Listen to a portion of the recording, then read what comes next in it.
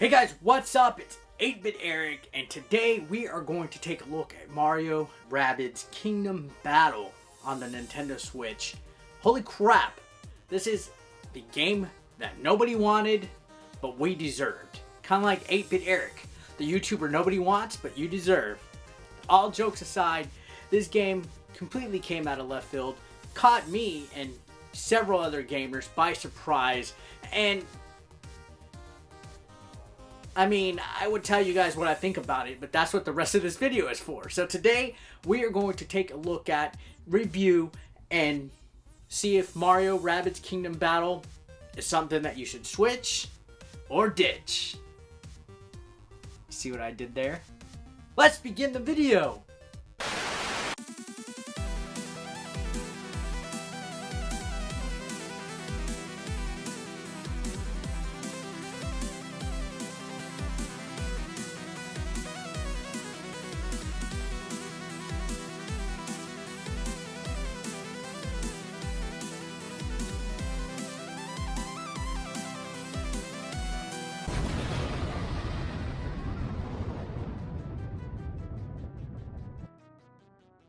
So Mario Rabbids Kingdom Battle.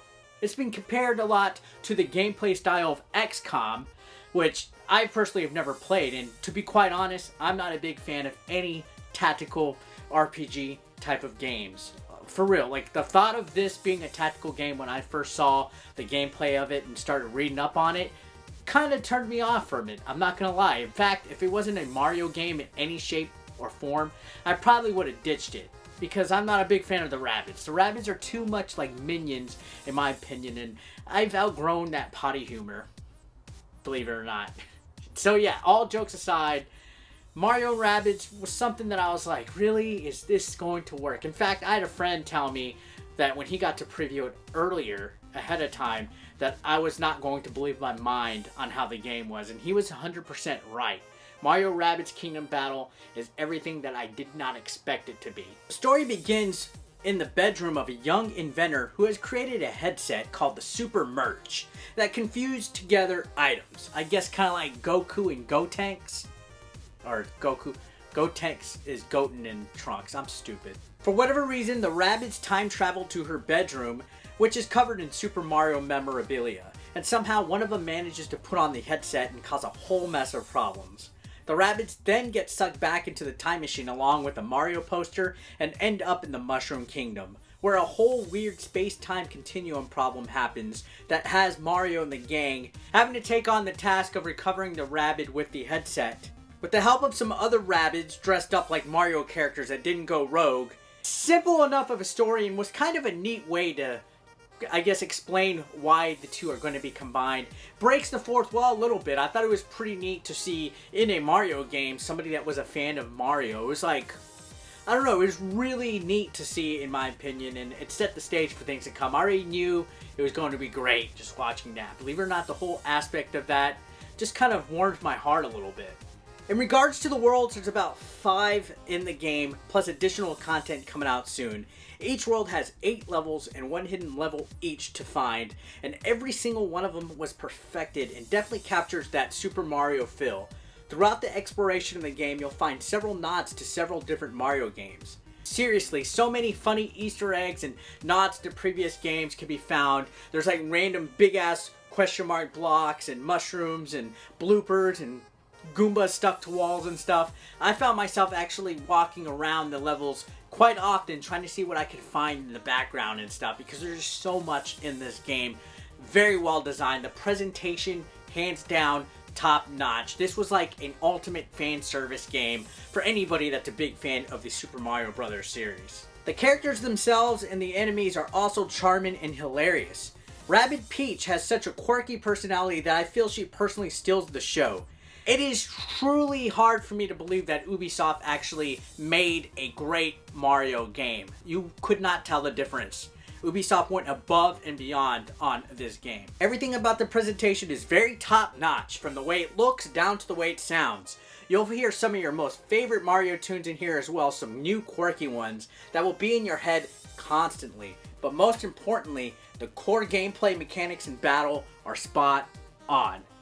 Now, battle is where the majority of the gameplay takes place, but there is a surprisingly good amount of exploration. You will have to look throughout the levels for hidden items that basically unlock content in your museum. There's everything from 3D models, soundtracks in the game, and weapons. A lot of stuff, a lot of secret areas, coins for you to get. Exploration is actually surprisingly pretty good, but battle is where this game takes place. I mean, with a name like Kingdom Battle, duh. Battle is where you have to get good in order to survive in Mario Rabbids. As you run through each world, you come to a flagged area where you can have 3 of your team battle at one time. The only exception is Mario. For whatever reason, he must always be in your party, which isn't bad. He's pretty much the all-rounder character like in every other game he's in. Battle areas are divided into square grids, over which each character can move a certain number of squares per turn. You're allowed to perform movement, attacks, and special abilities in a single turn in any order. So if you use a special ability, it's not going to stop you from also attack. Like in a traditional turn-based RPG, if you use your special attack, that's it for the round. Here you can actually use your special ability first, then you can move across the screen, and then you can attack. There's a lot of different ways that you can do your combat in this game. Movement doesn't need to be your first move, and you don't need to finish performing all actions with one character before using another. You could even use your movement action to slide into enemies, and even do what's called a team jump in order to gain more ground on the playing field. The battlefields have different means of cover throughout them, which allow you and enemies to be possibly shielded from attacks. The attacks are based on field of vision, and the percentage that you or the enemy have is your chances of being hit, which are 0%, 50%, and 100% chances of being hit or hitting the enemy. The cover is actually able to be destroyed as well, so you gotta kind of use a strategy in where you're gonna hide or not, because you can get fucked up. If you have nowhere to hide, that's it. But then, if the enemy has nowhere to hide, that's it as well. Sometimes there's even environmental hazards like tornadoes or blocks that cause freeze, fire, or bounce damage to spice things up a bit. Some stages even have chain chomps. There's also escort missions, which I had a tough time with the first Toad escort mission, and even get to area missions, and also missions where you have to just defeat a certain amount of enemies to complete the battle. There's all sorts of different gameplay strategies you can use while going into these battle modes. The game features a tactical camera view, which can also be used before and during battle. Here the camera pulls back enough and gives you an opportunity to survey the landscape freely and decide what you will do in battle. Each character has different abilities, movesets, secondary weapons, and etc. for themselves. Mario has the ability to jump off a teammate and then jump onto an enemy for damage. If you're real pro, you'll slide into an enemy, jump off your teammate, then jump onto an enemy and zap their ass with your gun for legit damage. Pro heist. There's also skills like Hero Sight, which allows you to immediately attack any enemy that moves after casting it. It definitely comes in handy when being cornered with a ton of enemies. Other skills are healing abilities that Rabid Peach has. Princess Peach is also able to heal people after team jumping. And that's just the scraping the barrel. There's a lot of different abilities each character has. This is just some to name, okay? If I went over them, we're going to be here all day. You're able to have 3 characters in a team at a time, so make sure you play with each character to find out which team is best for you. You're also able to revisit any world's chapters after completing the world in order to backtrack and explore new areas that you weren't previously able to access. Every so often you gain new abilities that allow Beepo to help open up these new areas. These abilities range from being able to lift objects, push blocks, and other things to access new sections. There's also 10 challenges for each world for you to complete. These provide extra gems for you to spend upgrading your characters. Yes, there are skill trees in this game. Each character has upgrades for movement, attack, technique, and other skills in order for them to get stronger. The game gives you the ability to instantly access your weapons, team, and skill trees with the press of a button, which comes in handy because you definitely need to keep up to date with your skill trees and weapons in order to be successful in this game. Trust me, this is must do in order to be able to complete some of the bosses, which the boss fights are totally amazing yet crazy in this. Seriously, the World 2 boss can kiss my ass. I died several times against him. He's a big snow golem that uses a fridge door as a shield, and he has 3 different forms for you to defeat. If the game gives you too much trouble, there's also an easy mode that you can activate, which refills your health and gives you a 50% bonus of more health. Speaking of weapons, they're all amazing. The design of each one fits the Super Mario characteristics immensely.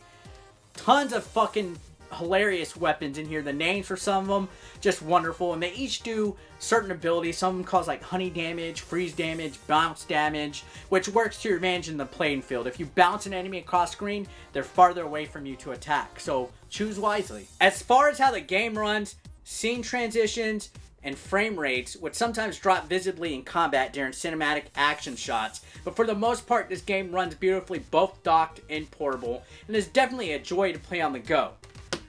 This being a tactical turn-based type of game actually is perfect for, you know, if you're going to wait somewhere, if you're going to be on a road trip. Mario Rabbids Kingdom Battle is definitely a game for you to take on the go. So overall, Mario Rabbids, as I mentioned, was a game that I was not expecting to like at all. I didn't know what to get in this. I thought it was a genre of game that I would have absolutely zero reason to want to play. Top that off with Ubisoft kind of being a hit or miss developer, and I was like, I don't know, man.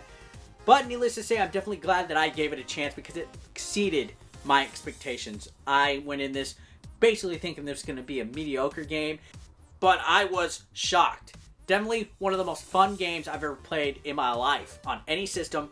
Not just saying this. I'm going to go ahead and give Mario Rabbids Kingdom Battle a solid 9 out of 10.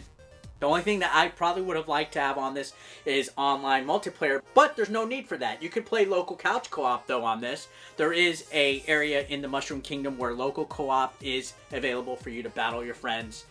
Multiplayer online would have been nice, but this game is probably the most fun game on the Nintendo Switch right now. If you want to get it, it is a must-have. And well guys, thanks a lot for watching. This was my review of Mario Rabbids Kingdom Battle. Don't forget to like, comment, and subscribe. And thanks a lot for watching, guys. I'll see you next time.